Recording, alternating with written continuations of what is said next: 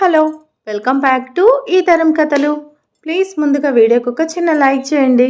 లైక్తో పాటు హైప్ ఇవ్వండి. కొత్తగా ఎవరైనా ఛానల్కి వస్తే ప్లీజ్ సబ్స్క్రైబ్ చేసుకోండి. ఈరోజు కథ నువ్వే నా శ్వాస, ఎపిసోడ్ నెంబర్ 64. కథను రచించిన వారు అనురాధ గారు, వాయిస్ ఓవర్ శ్వేత. ఇక లేట్ చేయకుండా కథలోకి వెళ్ళిపోదాం. నువ్వే నా శ్వాస పార్ట్ 64.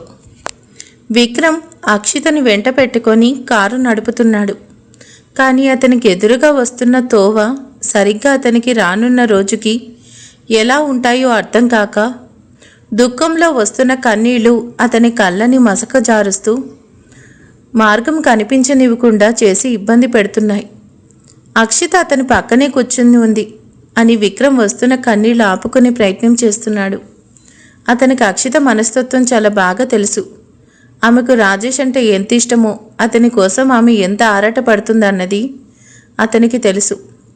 రాజేష్ తనకి దూరంగా క్షణం ఉన్నా భరించలేని అక్షితకు రాజేష్ ప్రాణాలతో పోరాడుతున్నాడని తెలిస్తే ఓ గాడ్, వాడికంటే ముందు అక్షిత ప్రాణాలు వదిలేస్తుందని విక్రమ్కి తెలుసు. ఆ భయానక దృశ్యాన్ని తలిచి కాసేపు అతను కంగారు పడ్డాడు. కానీ అతను వృత్తిరీత్యా కఠినంగా ఉండడం అలవాటు చేసుకున్న ట్రైనర్ కనుక అతను ట్రైనింగ్లో నేర్చుకున్న పాఠాలు గుర్తు చేసుకొని హృదయాన్ని గట్టిపరుచుకొని కన్నీళ్ళు ఆపుకొని స్థిరంగా తను ధైర్యంగా ఉండాలి. అలా ఉంటేనే తన చుట్టూ ఉన్న వారిని ధైర్యంగా ఉంచగలను అని నిర్ణయించుకొని కళ్ళు తుడుచుకున్నాడు. అక్షిత అన్నయ్య అలా సైలెంట్గా ఉండడంతో సందేహంగా చూస్తూ, అన్నయ్య ఏమైంది, ఎందుకు డల్గా ఉన్నావు, ఏమైంది నీకు? నాకు చాలా ఆశ్చర్యంగా ఉంది. నువ్వు వదిన ఇంటి వరకు వచ్చి తనని కలవకుండా వచ్చేసావు. ఇలా ఎప్పుడూ చేయలేదు. నీకు సునీత అంటే ఎంత ఇష్టం, కానీ ఇలా వచ్చేసావు. పాపం వదిన ఏమనుకుందో ఏమో అని ఆమె మనసులో ఉన్న డౌట్ బయటపెట్టింది. విక్రమ్ చెల్లెల అనుమానం అర్థం చేసుకొని వచ్చిరాని నవ్వుతూ, అదే లేదురా, వర్క్ టెన్షన్లో ఉన్నాను, మళ్ళీ స్టేషన్కి వెళ్ళాలి. ఉదయం నుంచి ఒక కేసు విషయంలో చాలా గజిబిజిగా ఉన్నాను. నువ్వు రమ్మన్నావని వర్క్ మధ్యలో ఆపొచ్చాను. ఇంతకీ ఏంటి నీకు మమ్మీకి మధ్య ప్రాబ్లం అని అడిగాడు విక్రమ్. అక్షిత మార్నింగ్ జరిగింది చెప్పింది. అమ్మ నాకు బావకి పెళ్ళన్నట్టు మాట్లాడుతుంది అని, అంతే. విక్రమ్ నడుపుతున్న కార్ సడన్ బ్రేక్ వేసి వాట్ అని ప్రశ్నార్థకంగా చూశాడు. అక్షిత అన్నయ్య రియాక్షన్ చూసి విసుగ్గా చూసావా? ఆ మాట వింటే నువ్వే ఎలా అయిపోయావో, మరి నేనెలా రియాక్ట్ అవ్వాలి? ఆ మాట వినగానే పట్టరాని కోపం వచ్చింది తెలుసా. నాకు 10 ఏళ్ళు ఉన్నప్పుడు బావ ఇండియా వచ్చాడు. తను వచ్చిన దగ్గర నుంచి నువ్వెలా చూసుకున్నావో తను అలాగే చూసుకునేవాడు. నాకు మీ ఇద్దరిలో తేడా లేదు. ఇద్దరూ నాకు అన్నయ్యలే. వరుస ఏదైనా కానీ బావని నేనెప్పుడూ గౌరవ భావంతోనే చూశాను. అలాంటిది మామ్ అలా అనేసరికి చాలా కోపం వచ్చేసింది. అమ్మకి ఖచ్చితంగా చెప్పేశాను, నేను బావని పెళ్లి చేసుకోవడం జరగని పని. అలాంటి నాన్సెన్స్ నా ముందు ఇంకెప్పుడు మాట్లాడకు అని. అమ్మ సైలెంట్ అయిపోయింది. కానీ తను ఏమన్నా ఆర్గ్యూ చేసి ఉంటే ఊరుకునేదాన్ని కాదు. నేనే రాజేష్ కోసం చెప్పేసేదాన్ని. అప్పుడు ఇంకేం టెన్షన్ ఉండేది కాదు. వెంటనే నాకు రాజేష్కి పెళ్ళైపోయేది కదూ అని అడిగి విక్రమ్ ఏ ఆన్సర్ ఇవ్వకపోవడంతో విసుగ్గా చూసి, ఏంటన్నయ్యా ఏం మాట్లాడవు? నిజానికి ఆ మొద్దవతారం ఏదో మిషన్ పని మీద ఏ ఊరు వెళ్తుంది కూడా చెప్పకుండా వెళ్ళిపోయి మొబైల్ స్విచ్ ఆఫ్ చేసుకుని కూర్చున్నాడు. నాకేమో పిచ్చ కోపం వస్తుంది. అన్నయ్య మనసంతా చాలా గజిబిజిగా ఉంది. అసలు నేనంటే రాజేష్కి ఇంత కూడా ప్రేమ లేదేమో అనిపిస్తుంది. ఒక్కోసారి నువ్వు చెప్పావని నన్ను యాక్సెప్ట్ చేశాడేమో అనిపిస్తుంది. అలా అనిపించినప్పుడు నా మీద నాకే అసహ్యం వేస్తుంది. ఏదో తప్పు చేస్తున్న భావన కలుగుతుంది. అన్నయ్య నిజంగా రాజేష్కి నేనంటే ఇష్టమేనా, లేక నీ బలవంతాన నన్ను అని ఒక్కసారిగా మనసులోతులో దాగి ఉన్న ఆవేదన వ్యక్తం చేస్తూ ఏడ్చేసింది అక్షిత. విక్రమ్ చెల్లెలి ఆవేదన అర్థం చేసుకుని, హే అక్కి, డోంట్ థింక్ అలా ఎలా అనుకుంటావు? రాజేష్ కోసం నువ్వు అలా అనడం సరికాదు. రాజేష్కి నువ్వంటే చాలా ఇష్టం. అతను నీకు దూరంగా ఉండి ఎంత పడేవాడో తెలుసా? నాకు తెలుసు. ఇప్పుడు కూడా నీకు దూరంగా ఉండి చాలా బాధను అనుభవిస్తున్నాడు. కానీ పరిస్థితుల కారణంగా నీ దగ్గరికి ఇప్పుడప్పుడే రాలేకపోవచ్చు. కానీ తన వర్క్ పూర్తి కాగానే వీలైనంత త్వరగా వస్తాడులే. నాకు మెసేజ్ చేశాడు తను ఉన్న చోటు నుంచి కాల్ చేయడం కుదరదని. అప్పుడప్పుడు మెసేజెస్ చేస్తాను, మీకు ఇన్ఫర్మేషన్ అందిస్తాను అని మాత్రమే చెప్పాడు. అవును, నాకు మెసేజ్ చేశాడు, అదే మాట చెప్పాడు. నన్ను తనకి కాల్ చేయొద్దని చెప్పాడు. విక్రమ్ మనసు చివుక్కుమంది. చెల్లెలు అతని కోసం ఎంతలో ఆరాటపడుతూ ఎదురు చూస్తుందో అర్థమయ్యింది. అతను బయటపడకుండా జాగ్రత్త పడుతూ, అలాగా, ఏమని మెసేజ్ చేశాడు? తను వెళ్ళిన పని కోసం చెప్పేశాడా? సీక్రెట్ అని చెప్పినా నీకు చెప్పేశాడా అని అడిగాడు తెలివిగా. అక్షిత కంగారుగా నో, తనేం నాకు చెప్పలేదు. ఫోన్ చేయకు, ప్రమాదం అని చెప్పాడంతే. ఊరు వెళ్లే ముందు కూడా అదే మాట చెప్పాడు. తను చేస్తున్న అన్వేషణ కోసం ప్రయాణం మొదలు పెట్టాలి అని. ఇప్పటి వరకు తెలుసుకున్న ఇన్ఫర్మేషన్ అంతా డైరీలో మెయింటైన్ చేస్తున్నాను అని, ఏదో మర్చిపోకుండా జాగ్రత్త పడాలని, అంతే. అంతకు మించి ఒక్క మాట కూడా నాకు చెప్పలేదు. సార్, ఏసీపీ గారు దయచేసి మా రాజేష్ని ఏమీ అనకండి. He is very sensitive. మళ్ళీ నా మీద అలుగుతాడు. ఇప్పటికీ చాలాసేపు అయింది తనతో మాట్లాడి అని ఆమెకు తెలిసిన విషయం చెప్పేసింది అక్షిత. విక్రమ్ అక్షిత చెప్పిన మాటలు విని ఆలోచనలో పడ్డాడు. కాస్త తొందర చేస్తూ, వాట్, డైరీనా? ఏం డైరీ అని ఆశ్చర్యంగా చూస్తూ అడిగాడు. అక్షిత తను నోరు జారిందేమో అనుకుని, లేదు ఏమీ లేదు, ఊరికే సరదా కన్నాను. నాకు రాజేష్ ఏ డైరీ కోసం చెప్పలేదు. నువ్వు ఇంకేం అడక్కు, నేనేం చెప్పలేను. తను నాకు ఏ సీక్రెట్స్ కోసం చెప్పలేదు. ఓకే, లేట్ అవుతుంది, ఇంటికి వెళ్దాం అన్నయ్య. నాకు తెలిసి మామ్ నా కోసం మెలకువలోనే ఉంటుంది, స్పెషల్ క్లాస్ తీసుకోవడానికి అని టాపిక్ మార్చింది.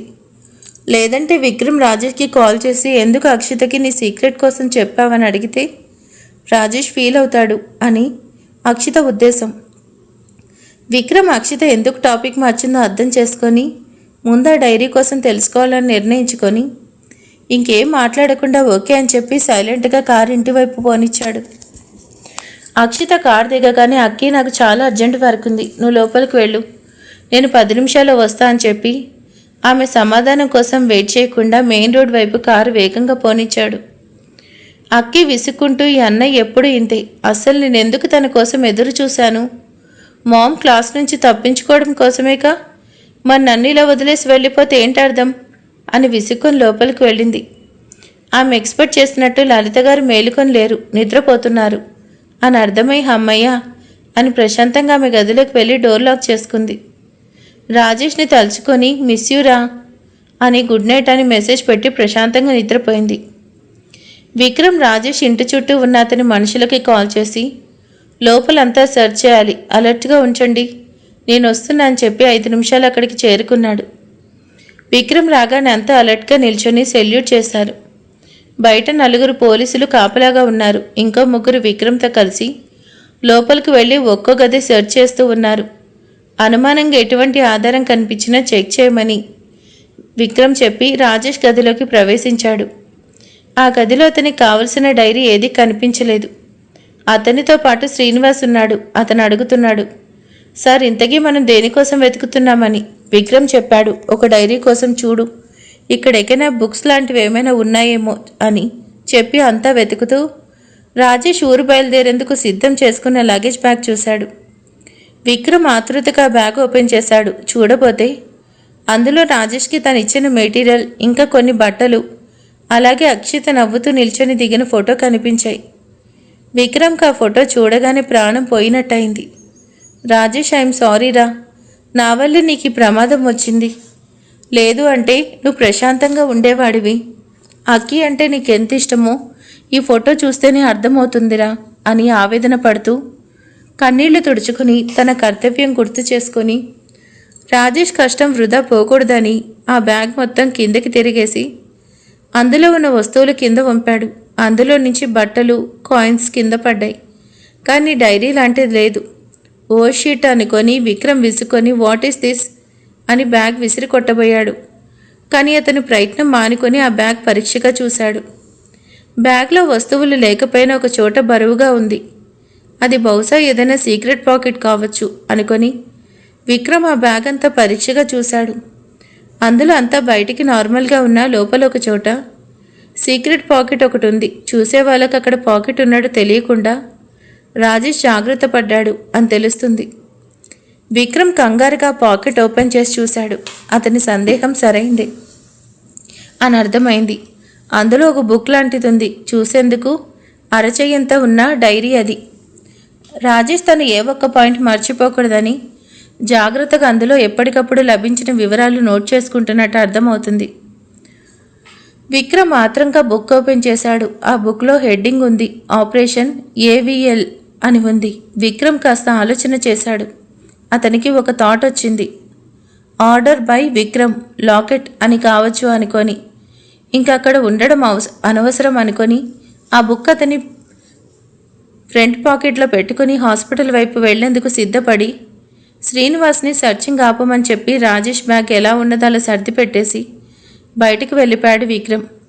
శ్రీనివాస్ తలకొక్కుంటూ ఈసారికి ఏం బుక్ అవసరం వచ్చింది, ఎందుకు అందరినీ ఇలా రంకలెత్తించి వెతికించారు, తీరా బుక్ దొరకకుండానే వెళ్ళిపోయారు, ఏంటో ఈ విక్రమ్ సార్ ఎప్పటికీ నాకు అర్థం కారనుకొని ఆ ఇంట్లో సామాన్లన్నీ సర్దిపెట్టి మెదలకుండా కూర్చున్నాడు. మిగిలిన కానిస్టేబుల్స్ కూడా సైలెంట్గా ఉండిపోయారు. వాళ్ళు కూడా విక్రమ్ వెతికిన బుక్ దొరకలేదు అనుకున్నారు. విక్రమ్ హాస్పిటల్ చేరుకున్నాడు. అతని కళ్ళ ముందు రాజేష్ స్పృహ లేకుండా బెడ్ పైన పడుకోబెట్టి ఉన్నాడు. అతన్ని చూసి విక్రమ్ చాలా కలత చెంది ఐఎమ్ సారీ రాజేష్ అనుకొని అక్కడ ఉన్న చైర్లో కూర్చొని ఆ బుక్ చదవడం మొదలుపెట్టాడు. రాజేష్ చెప్పుకుంటున్నప్పుడు విక్రమ్ గారు నాకు చాలా ముఖ్యమైన మిషన్ అప్పచెప్పారు. నేను ఆయన్ని మెప్పించేలా అప్పచెప్పిన పని చూసి చూపిస్తా. అక్కి ఇట్స్ మై ప్రామిస్.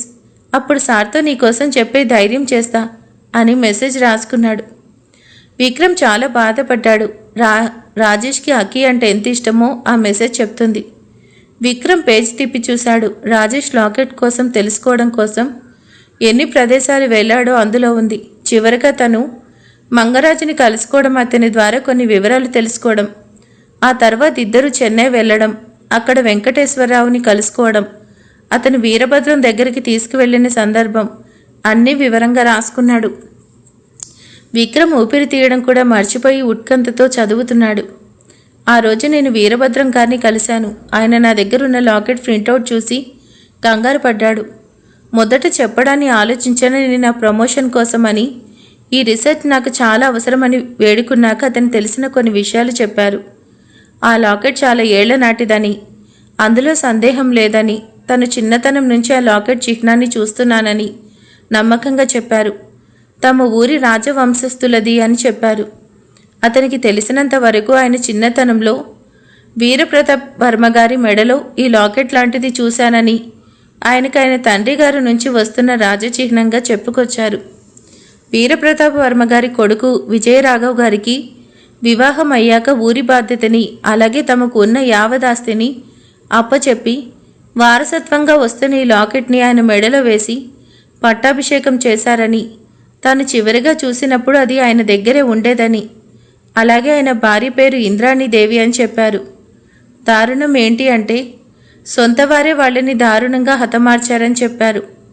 డబ్బు కోసం, పదవి కోసం సొంత చెల్లెల్ని, బావని, అతని కుటుంబం మొత్తాన్ని నిర్దాక్షిణంగా హతమార్చిన దుర్మార్గుడు ఒకడు ఉన్నాడని చెప్పి, అంతలోనే అతను ఎందుకో భయపడి అంతకు మించి ఏం చెప్పకుండా మాట దాటాడని, అతను మీకు కావలసినంత ఇన్ఫర్మేషన్ అందిందిగా బాబు, మీకు ఈ మాత్రం వివరాలు తెలిస్తే చాలు ప్రమోషన్ రావడానికి అని చెప్పి అంతకు మించి ఏం చెప్పలేదు. ఆ దుర్మార్గుడు ఎవరై ఉంటారని ఆలోచన చేశాను. కనీసం ఆ కుటుంబం ఉన్న ఊరి పేరైనా చెప్పమని అడిగాను. అతను భయపడుతూ చెప్పాడు. విక్రమ్ గుండె అతి వేగంగా కొట్టుకుంటుంది. తర్వాత పదం ఏమై ఉంటుంది అని. ఆ ఊరి పేరు భైరవపురం అని చెప్పాడు. నేను ఆ ఊరి ఎక్కడ ఉంది అని అడిగాను. ఆయన చెప్పను అన్నాడు. దయచేసి నన్ను ఇంకేం అడగండి, వాడికి భయపడి నేను ఇక్కడ దాక్కున్నాను అని చెప్పి నాకు హెచ్చరించాడు. దయచేసి ఆ ఊరిలోకి వెళ్ళకండి, ఈ లాకెట్ కోసం ఆరా తీస్తున్నారని తెలిస్తే మీ ప్రాణాలు తీసేస్తారు. అక్కడి వాడి మనుషులు గడప గడపకి కాపలా ఉన్నారు. పొరపాటు జరిగితే ప్రాణాలు గాల్లో కలిసిపోతాయి అని చెప్పి నేను చెప్పిన వివరాలు ఎక్కడా చెప్పకండి. చెప్తే ఆ దుర్మార్గుడు నా అంతు చూస్తాడని వేడుకున్నాడు. నేను ఇంకా అతన్ని ఇబ్బంది పెట్టకుండా వచ్చేశాను. తిరిగి హైదరాబాద్ వచ్చాక మంగరాజు గారి ఇంట్లో ఉండి ఆరా తీశాను. భైరవపురం ఎక్కడుంది అని ఎట్టకేలకు తెలుసుకున్నాను. ఆ ఊరు ఇటు ఆంధ్రాకి అటు కేరళకి మధ్య స్వర్ణనది తీరానికి ఆనుకొని ఉంది అని తెలుసుకొని అక్కడికి వెళ్ళి వీరభద్రం చెప్పిన వన్నీ నిజమో కాదో కన్ఫర్మ్ చేసుకొని ఇంకాస్త వివరాలు సేకరించి అప్పుడు విక్రమ్ సార్కి విషయం చెప్పాలని నిర్ణయించుకొని రేపే ప్రయాణమని సిద్ధపడ్డాను. అంతలో విక్రమ్ గారు నా ఆపరేషన్ కొద్ది రోజులు ఆపమన్నారు అని తర్వాత జరిగిందంతా రాజేష్ రాసుకున్నాడు. అంతే. విక్రమ్ తల తిరిగిపోయింది. రాజేష్ ఇంత ఇన్ఫర్మేషన్ సేకరించి నాకు చెప్పకుండా కోరి కష్టాల్లో పడ్డాడా? ఓ రాజేష్, ఎంత పని చేశావు?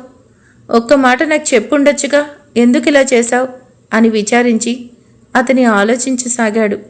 అతనికి రాజేష్ డైరీలో రాసి పెట్టుకున్న ఊరి పేరు ఎక్కడో విన్నట్టు, అలాగే ఆ మ్యాటర్ కూడా ఎక్కడో తెలిసినట్టు అనిపిస్తుంది. కానీ అతను ఉన్న పరిస్థితుల్లో అంత గందరగోళంగా ఉండడం వల్ల ఏమీ అంతుపట్టక విసుగ్గా అలాగే తెల్లవాళ్ళు ఆలోచిస్తూ కూర్చుండిపోయాడు. సురేంద్ర అర్ధరాత్రి ఇల్లు చేరుకున్నాడు. అతని కోసం భూపతి చూస్తూ ఉన్నాడు.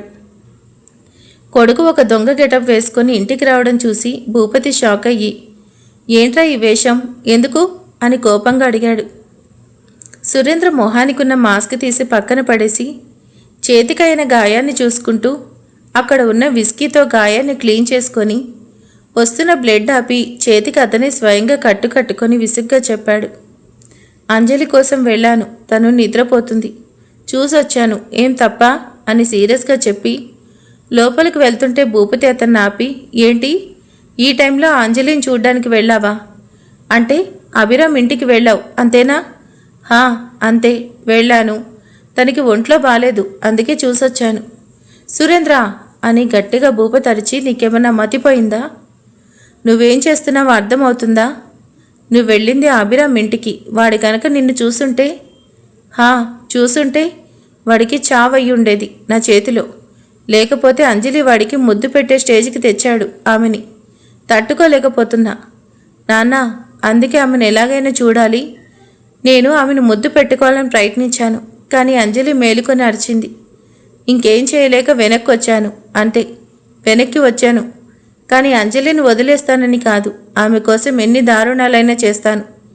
ఎలాగైనా సరే ఆమెను సొంతం చేసుకొని తీరుతాను.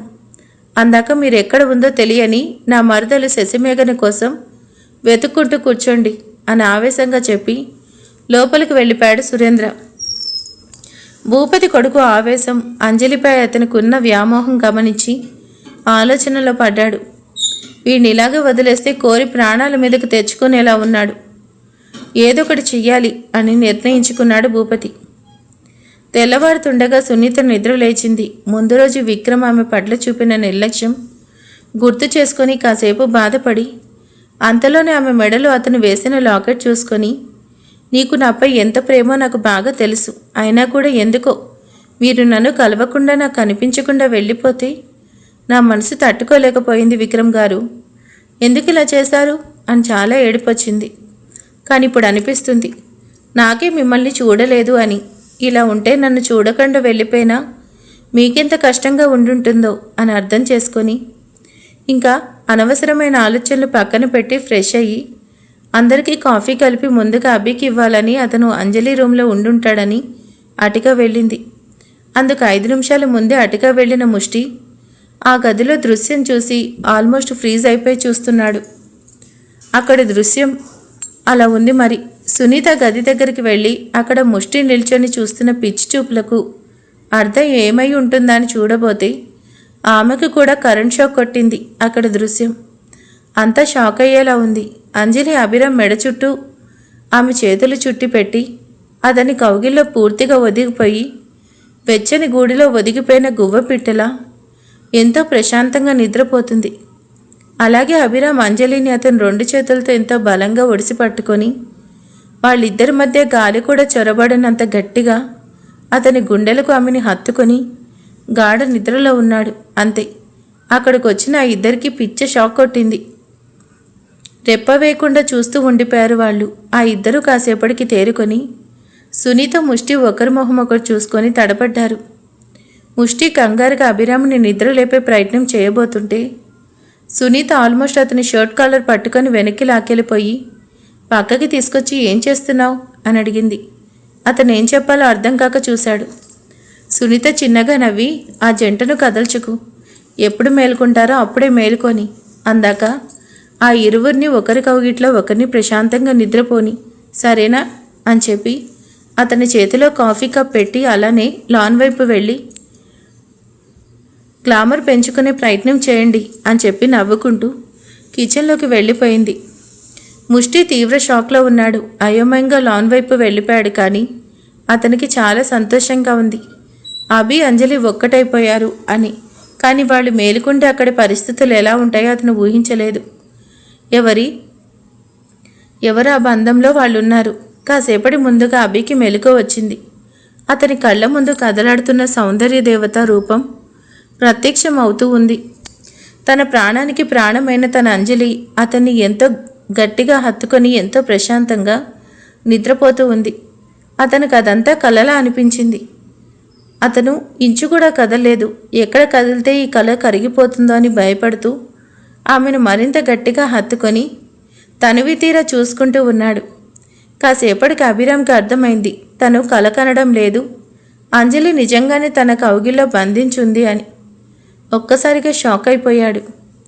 కంగారుగా గత రాత్రి జరిగిన సంఘటన గుర్తు చేసుకుని చుట్టూ చూశాడు. ఉదయకాంతి వెలుగులో అక్కడంతా స్పష్టంగా కనపడుతుంది. అక్కడికెవరూ వచ్చే అవకాశాలు కనిపించలేదు. అభి చిన్నగా నిట్టూర్చి అంజలి నిద్రలో ఏదో కలగన్నది అని ఉంటుంది అనుకుంటూ చిన్నగా నవ్వుకొని, కలైతే నేనేమి, మంచి అవకాశం దొరికింది, నా కలరాన్ని నన్ను కావలించుకుంది, నా మేను పులకరిస్తూ ఉంది అని సంబరపడుతూ ఉండగా అతనికి అంజలి ఒంటిపై ఉన్న టాటూ గుర్తొచ్చి, ఆమె నిద్రపోతుంది, ఇప్పుడే చూడాలి, ఇదే సరైన సమయం అనుకొని ఆమె వీపుకి ఎడమవైపు షోల్డర్ వైపు చూశాడు. అంజలి నైట్ డ్రెస్ వేసుకొనుంది. అక్కడంతా షర్ట్ కవర్ చేస్తూ ఉంది. అభికి ఇంత కూడా ఏమీ కనిపించలేదు. అభి విసుక్కుంటూ ఎలానే ఆలోచన చేస్తూ ఆమె డ్రెస్ కాస్త తొలగించాలి తప్పదు అనుకొని ఆలోచన చేసి ఆమెను కదల్చకుండా నెమ్మదిగా ఆమె షర్ట్కు ఉన్న 2 బటన్స్ విప్పదీశాడు. తను చేస్తుంది తప్పు అని అతనికి తెలుసు. అందుకే ఆ బటన్స్ విప్పదీస్తున్న సమయంలో కళ్ళు మూసుకొని మనసులోనే ఆమెకు సారీ చెప్పుకుంటూ ఉన్నాడు. నెమ్మదిగా ఆమె షర్ట్ కొంతవరకు వెనక్కి జార్చే వెనక వైపు కనిపించేలా చేస్తూ ఉన్నాడు. కానీ అతని చేతులు ఎంతగానో వణుకుతున్నాయి. అంజలి అతని మీద బోర్లా పడుకుని ఉంది. అభి ఆమె షోల్డర్ భాగం చూడాలంటే ఆమె మీద నుంచి చూడాలి. అందుకు కూడా అతనికి కష్టంగానే ఉంది. కానీ ఎలాగైనా సరే ఇవాళ చిహ్నం చూడాలని ఫిక్స్ అయ్యి అంత సాహసం చేస్తున్నాడు అతను. నెమ్మదిగా షర్ట్ వెనక్కి తెచ్చి ఆ టాటూ చూసే సమయానికి అతను కళ్ళు తెరిచాడు. కేవలం ఆ టాటూ మాత్రమే చూడాలన్నది అతని ఉద్దేశం. ఎంతో కష్టం మీద ఆ టాటూ చూసే ప్రయత్నం చేస్తుండగా అంజలికి మెలకువ వచ్చింది. ఆమె కళ్ళు తెరవగానే ఒక వింత దృశ్యం కనిపించింది. ఆమె పూర్తిగా అభిరామ్ మీద బోర్లా పడుకునుంది. అభి ఆమె షర్ట్ రిమూవ్ చేసే ప్రయత్నంలో ఉన్నట్టు తెలుస్తుంది. అతను ఆమె వీపు భాగాన్ని చూడాలని ప్రయత్నిస్తున్నాడని అర్థమవుతుంది. అంజలికి ఒక్కసారిగా మైండ్ బ్లాక్ అయినట్టు అయింది. తను చూస్తుంది నిజమో కాదో అర్థం కాలేదు. అందుకే ఆమె కళ్ళు ఇంకాస్త పెద్దవి చేసి 2 క్షణాలు రెప్పవేయకుండా పరీక్షగా చూసింది. అంతే, ఆమెకు ఫుల్ క్లారిటీ వచ్చేసింది. తను అభి బాహువుల్లో ఉంది, సందేహమే లేదు. అభి తననేదో చేయాలని చూస్తున్నాడని ఒక్కసారిగా కెవ్వమని కేక పెట్టింది. అభి ఉలిక్కిపడి అయిపోయాను నేను మటాష్ అనుకున్నాడు. ఆమె అతనికి దూరంగా ఇంచు కూడా జరగకుండా కంగారులో అలాగే ఉంది. తను ఎలాంటి పొజిషన్లో ఉందో చూసుకోకుండా అరుస్తూ, ఏం చేస్తున్నావు, నీకెంత ధైర్యం, నన్నే హత్తుకుంటావా, అసలు ఏం చేయాలనుకుంటున్నావు, ఎందుకు నా డ్రెస్ రిమూవ్ చేస్తున్నావు, ముందు నన్ను వదులు అని అరుస్తూ ఉంది. కానీ తానే అతన్ని పెనవేసి చుట్టుకొని ఉంది అని గమనించుకోలేదు. అభి ఆమెను అలాగే అతని మీద పొదివి పట్టుకొని తడబడుతూ అది అని ఏదో చెప్పాలని ప్రయత్నిస్తూ గొంతు పెగలక మౌనం వహించాడు. అంజలి ఇంకాస్త గట్టిగా అరుస్తూ, ముందు నన్ను వదులు అని అతన్ని కోపంగా కసురుకుంటూ తన పొజిషన్ చూసుకుంది. తానే అతన్ని చుట్టుకొని ఉండడం చూసి ఆశ్చర్యపోయి కంగారుగా అభికి దూరం జరిగి ఆమె షర్ట్ పొజిషన్ చూసుకుంది. 2 బటన్స్ రిమూవ్ చేసి ఉండడంతో ఓ నో అని కంగారుగా వాటిని పెట్టుకొని డ్రెస్ సరిచేసుకుంది. అభి ఆ సందర్భంలో గట్టిగా కళ్ళు మూసుకొని నేనేం చేయలేదు, అలాగే నేనేమీ చూడలేదు అని మనసులోనే క్షమాపణ చెప్పుకుంటూ ఉన్నాడు. కానీ బయటకు మాత్రం ఒక్క ముక్క కూడా చెప్పలేకపోతున్నాడు. అతని వైపు అంజలి కోపంగా చూస్తూ ఏంటి, ఏం మాట్లాడరు, ఏం చేస్తున్నారో తెలుస్తుందా, ఎందుకు నా షర్ట్ రిమూవ్ చేయాలి అనుకున్నారు చెప్పండి, మాట్లాడరే. అభి తడబడుతున్న గొంతుతో అది చూడాలి అని సమాధానమిచ్చాడు. అంతే. అంజలికి మతిపోయింది. వాట్, ఏం చూడాలి అని? ఛీ, మీరు ఇలాంటి వారు అనుకోలేదు. అది కాదంజలి, నేను చెప్పేది ఏంటంటే మీరేం చెప్పక్కర్లేదు, నాకు తెలుసు మీ మగవాళ్ళంతా అంతే, ఎప్పుడూ ఆడవాళ్ళని తప్పుడు ఉద్దేశంతోనే చూస్తారు. పైగా తమరి పేరు రాముడిది, అయినా బుద్ధులని కృష్ణుడి బుద్ధులు అని ఆవేశంగా అరుస్తుంటే అభి కంగారుగా అంజలి ఆగు, తొందరపడద్దు. అంజలి ప్లీజ్, నేనేం నువ్వనుకున్నంత క్యారెక్టర్ లేనివాణ్ణి కాదు అని కాస్త ధైర్యం తెచ్చుకొని చెప్పాడు.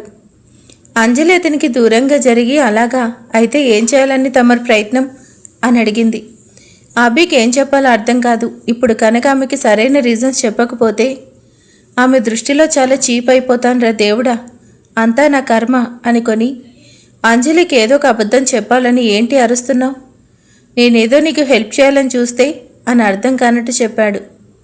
అంజలి విసుగ్గా హెల్పా, నాకా, ఏంటో ఆ హెల్ప్ అని కోపంగా అడిగింది.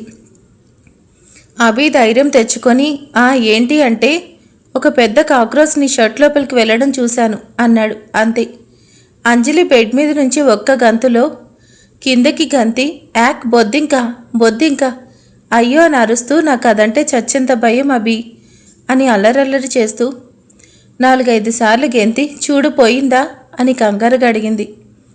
అభి గుండె ఇప్పుడు కాస్త నార్మల్గా కొట్టుకుంటూ హమ్మయ్యా తప్పించుకున్నా, థ్యాంక్స్ కాక్రోచ్ అనుకొని పోయుంటుందిలే నీ గంతులకు, ఈ పాటికి అది చచ్చుంటుంది, నువ్వు ఇలా భయపడతావని నిన్ను నిద్ర లేపకుండా దాన్ని తీసే ప్రయత్నం చేశాను, ఇదిగో ఇలాగే నీకు తెలిస్తే అరిచి గంతులేస్తావు, నీకు కాళ్ళు నొప్పున్నాయిగా, మళ్ళీ ఎక్కడ ఇబ్బంది పడతావు అని నేను ఇలా ప్రయత్నిస్తే నువ్వు నన్నే అనుమానిస్తూ ఉన్నావు, దిస్ ఈజ్ టూ మచ్ అంజలి అని రివర్స్ కేసు వేశాడు అభి. అంజలి కంగారుగా నేలవైపు చూస్తూ భయంగా బెడ్ ఎక్కేసి సర్లే ఏదో ఒకటి ముందు కింద చూడు, ఎక్కడన్నా బొద్దింకలు ఉన్నాయేమో, ఓ గాడ్ ఐ హేట్ కాక్రోచ్ అని చెప్పి అతని వైపు కంగారుగా చూస్తూ కూర్చుంది అంజలి. అభి ఆమెను పరీక్షగా చూస్తూ ఏమీ లేవులే, వెళ్ళిపోయి ఉంటాయి, నేను వర్కర్స్ని పెట్టించి రూమ్ క్లీన్ చేయిస్తాను సర్నే అని చెప్పి ముందుకు వెళ్ళబోతుంటే అంజలి అతన్ని ఆపి ఆగు, ఇంతకీ నువ్వు నా రూమ్లో ఏం చేస్తున్నావు అని అడిగింది. అభి విసుగా ఆమె వైపు చూసి ఇది మరీ బాగుంది, నిన్న రాత్రి నువ్వు చేసిన గొడవ మర్చిపోయావా, ఎవరో నీ గదిలోకి వచ్చారని చాలా భయపడిపోయావు, ఎవరై ఉంటారో చూసొస్తాను అన్న నన్ను వెళ్ళనివ్వకుండా పట్టుకొని భయపడిపోయి హత్తుకొని ఏడ్చావు, నిన్ను నిద్రపుచ్చడానికి ఎన్ని కథలు చెప్పానో మర్చిపోయావా, నువ్వు ఆ కథలన్నీ వింటూ పడుకున్నావు, గుర్తులేదా. అంజలి గత రాత్రి ఆమె చూసిన రూపాన్ని గుర్తు చేసుకొని అవును నిజమే అని ఒక్కసారిగా భయపడుతూ అభి నిజం, ఇక్కడికి ఎవరో వచ్చారు, నా గదిలోకి ఎవరో వచ్చారు అని ఏడవడం మొదలుపెట్టింది. అభి ఆమెలో భయం మొదలవడం గమనించి ఆమెకు దగ్గరగా వెళ్ళి హేయ్ అంజలి డోంట్ క్రై, ఇక్కడికి ఎవరూ రాలేదు, అంతా నీ భ్రమ, ఏదో బ్యాడ్ డ్రీమ్ అయి ఉండొచ్చు అని నచ్చచెప్పే ప్రయత్నం చేయబాడు. అంజలి అతని మాటలకు ఒప్పుకోలేదు. ఆమె ఏడుస్తూ లేదబ్బి, అది కల కాదు నిజం, ఆ రూపం నా ఫేస్కి అతి దగ్గరగా వచ్చింది, మోహానికి మాస్క్ లాంటి ఉన్నట్టు ఉంది, నన్ను కిస్ చేయాలని ప్రయత్నిస్తున్నట్టు అనిపించింది, నిజం, నా ఫేస్కి ఇంత దగ్గరగా వచ్చి కూర్చుంది, నేను మెలకువను వచ్చి అరవడంతో కంగారుగా విండోలో నుంచి దూకి వెళ్ళిపోయారు. అభి నేను చెప్పింది నిజం, నన్ను నమ్ము ప్లీజ్ అని వేడుకుంటూ చెప్పింది. అభికి అంజలి అంతలా చెప్తుంటే సందేహం కలిగింది.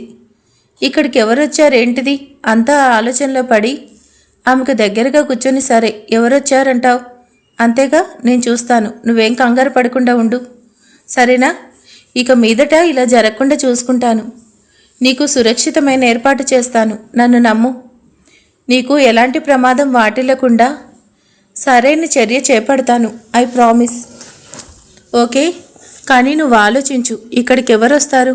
అంతేకాకుండా నీకోసం ఆ మునిస్వామి జైల్లో ఉన్నాడు. వాడు తప్ప నీకెవరు శత్రువులు లేరు. అలాంటప్పుడు ఎవరొస్తారు? నిజమే, నా కోసమైతే ఎవరూ వచ్చే అవకాశం లేదు, కానీ నీకోసం కానీ అంకుల్ కోసం కానీ వచ్చే అవకాశం ఉందిగా. వాడు నేను ఈ గదిలో ఉండడంతో చీకట్లో నువ్వు కాకుండా ఉన్న నన్ను ఎవరా అని చూస్తూ ఉండొచ్చు. అంటే అభి నీకు ప్రమాదం ఉంది. వాడు నిన్ను చంపాలని వచ్చి ఉండొచ్చు. అయ్యో ఎంత ప్రమాదం! అన్నయ్య, విక్రమ్ అన్నయ్యకి చెప్పాలి. నా ఫోన్ ఎక్కడుంది అని కంగారుగా చుట్టూ చూడబోతుంటే అభి ఆమెను వారించి, ఓహో అంజలి, ఏంటా కంగారు? నాకేం ప్రమాదం ఉంటుంది, అయినా నేను చూసుకుంటాను అని చెప్పాక ఇప్పుడప్పుడే విక్రమ్కి ఏమీ చెప్పొద్దు. బయట సెక్యూరిటీ ఉన్నారు, అలాగే సీసీ కెమెరాలు ఉన్నాయి, నేను చూసుకుంటా, సరేనా? అందాక నువ్వు సైలెంట్గా ఉండు చాలు. ఇలా చిన్నపిల్లలు ఏడుస్తూ నీతో పాటు సునీతను కూడా కంగారు పెట్టకు. నిన్ను చూసావుగా అంటున్న విషయం మన ఇద్దరి మధ్య ఉండని, అది నిజమో కలో తెలియాలిగా. ఆలోగా అనవసరంగా సునీతని డాడీని కంగారు పెట్టద్దు, నేను చూసుకుంటా, ఓకే? నువ్వు వెళ్ళి ఫ్రెష్ అయ్యిరా, బ్రేక్ఫాస్ట్ చేయాలి, ఇప్పటికే ఆలస్యమైంది, అర్థమైందా అని ఆర్డర్ వేసినట్టు చెప్పి బయటికి వచ్చాడు అభిరామ్. అంజలి అయోమయంగా చుట్టూ చూస్తూ అభి అంతలా భరోసా ఇచ్చాక ధైర్యం తెచ్చుకొని స్నానంకి వెళ్ళబోతూ చుట్టూ నేలపై చూసుకుంది, ఎక్కడన్నా బొద్దింకలున్నాయేమో అని. అక్కడ ఏమీ లేకపోవడంతో ప్రశాంతంగా స్నానం చేసి సునీత ఎక్కడుందో చూడాలి అనుకుంటూ వెళ్ళింది. అభిరామ్ అక్కడ ఉన్న సెక్యూరిటీని పిలిచి, నిన్న రాత్రి ఇంట్లోకి ఎవరైనా వచ్చి ఉండొచ్చు అని డౌట్గా ఉంది, ఒకసారి గుర్తు చేసుకోండి, మీకు అనుమానంగా ఎవరైనా కనిపించారా? సందేహం కలిగినట్టు ఏదైనా సంఘటన జరిగిందా అని అడిగాడు.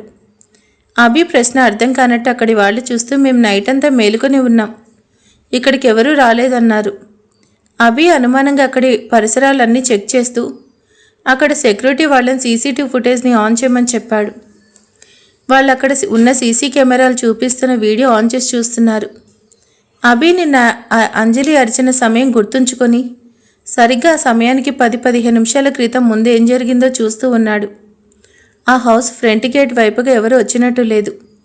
ఇంకాస్త వెనక్కి వెళ్ళి మార్చి చూశాడు, ఏమీ తెలియలేదు. అభి ఆలోచించి వెనక వైపు ఉన్న కెమెరా ఆన్ చేసి చూశాడు. అతని కళ్ళకు ఒక దృశ్యం షాక్ ఇచ్చింది. అక్కడ సెక్యూరిటీ ఉండగానే ఎవరో గుర్తు తెలియని ఒక వ్యక్తి ముసుగుతో అటుకు రావడం తెలుస్తుంది. ఆ వ్యక్తిని చూడగానే అభిరామ్ షాక్ అయిపోయాడు. ఓ నో, అంజలి నిజమే చెప్పింది, ఇక్కడికి ఎవరో వచ్చారనుకున్నాడు. అక్కడ ఉన్న పోలీస్ సిబ్బంది ఆశ్చర్యంగా, మనమంతా ఇక్కడే ఉండగా ఇక్కడికి ఇంత ధైర్యంగా ఎవరొచ్చుంటారు అనుకొని వచ్చింది ఎవరై ఉంటారని చూస్తూ ఉన్నారు. ఆ వచ్చిన వ్యక్తి ఇంటి కూడా దూకి నేరుగా మెయిన్ బోర్డ్ దగ్గరికి వచ్చి మెయిన్ ఆఫ్ చేశాడు. అంతే, అభి రక్తం మరిగిపోయింది. వీడికి ఎంత ధైర్యం, నా ఇంటికే వస్తాడా అని పళ్ళు కొరుకుతూ చూస్తున్నాడు. ఆ వ్యక్తి పైప్ లైన్లు పట్టుకుని సరాసరి అంజలి గదిలోకి వెళ్ళాడు. అభి గుండె గుబేల్ మంది. ఓ నో, అంజలి అనుకున్నాడు అప్రయత్నంగా. కొన్ని నిమిషాలకు ఆ ముసుగు వ్యక్తి కంగారుగా అంత ఎత్తు నుంచి కిందకు ఒక్క ఉదుటును దూకి ఆ తర్వాత అక్కడున్న గోడ దూకి పారిపోవడం కనిపించింది. ఆ సమయం అతనికి గాయమైనట్టు తెలుస్తుంది, కానీ వచ్చింది ఎవరు అన్నది ఇంత కూడా తెలియకుండా మొహానికి ముసుగు వేసుకొని చీకటిలో మేనేజ్ చేశాడు ఆగంతుకుడు. అభి ఆవేశంగా రగిలిపోయి, రాస్కెల్, ఎంత ధైర్యం వీడికి, వాడెవడో గాని దొరికాడో నా చేతులు అయిపోతాడు అని అక్కడి వాళ్ళ మీద అరుస్తూ, మీ ముందే ఒకడు ఎంతో ధైర్యంగా ఇంట్లో దూరాడు, కానీ మీకేం తెలియలేదు, ఇందుకు మీ ఆన్సర్ ఏంటో అని అరిచాడు అభిరామ్. అక్కడ వాళ్ళు ఏం చెప్పలేక సైలెంట్గా ఉండిపోయారు. అభి వాడికి గాయమైన ప్రదేశం దగ్గరికి వచ్చి చూశాడు. అక్కడ బ్లడ్ పడి ఉంది. వెంటనే అక్కడి డిపార్ట్మెంట్ వాళ్ళు ఫోరెన్సిక్ నిపుణులను రప్పించి ఆ బ్లడ్ టెస్ట్ చేయమని చెప్పారు. అలాగే మెయిన్ బోర్డ్ దగ్గర అక్కడక్కడ కొన్ని ఫింగర్ ప్రింట్స్ని వాళ్ళు సేకరించి వెళ్లారు. అభి చాలా కంగారు పడుతున్నాడు. ఎవరై ఉంటారు? వాడికి అంజలి గదిలోకి వెళ్లాల్సిన అవసరం ఏంటి? ఎంత ప్రమాదం జరగపోయింది? ఓ ఏంటిది అంతా గందరగోళంగా ఉంది.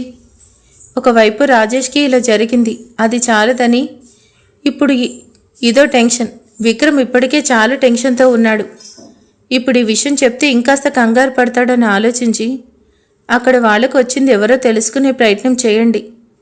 విక్రమ్కి ఇప్పుడప్పుడే ఏమీ చెప్పకండి, అర్థమైందా అని వాళ్ళపై కేకలు వేసి వచ్చింది ఎవరై ఉంటారని ఆలోచిస్తూ అంజలి కోసం ఇంకాస్త కేర్ తీసుకోవాలని నిర్ణయించుకున్నాడు అభిరామ్.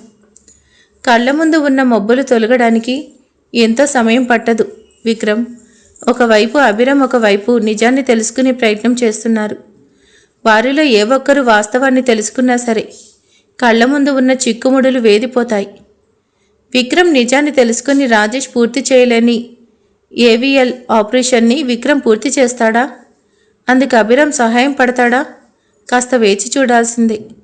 చూశారు కదా, రాజేష్ డైరీ చదివాడు విక్రమ్. అలాగే ఇక సీసీ కెమెరాలో అభి కూడా చెక్ చేశాడు. మరి ఆ తర్వాత ఏం జరగబోతుంది ఏంటి అనేది తెలుసుకోవాలంటే మన ఛానల్ని ఇప్పుడే సబ్స్క్రైబ్ చేసుకోండి. ఈ వీడియో గురించి ప్లీజ్ కామెంట్ చేసేయండి. Thank you.